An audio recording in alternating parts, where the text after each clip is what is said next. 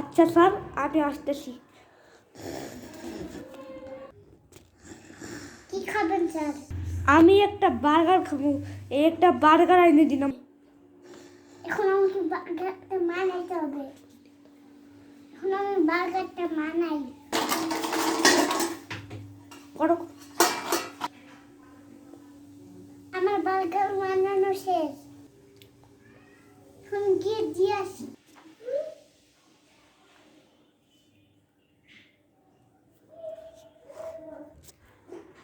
এই নিন স্যার আপনার বার্গার।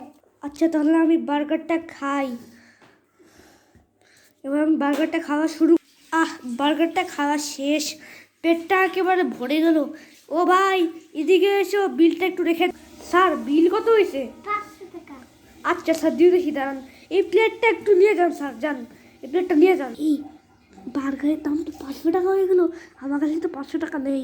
আমিও নিয়ে এসেছি মাত্র 200 টাকা। এবার কী হবে? এরা তো আমাকে পিটাবে মনে হচ্ছে। এবার কি করা যায়?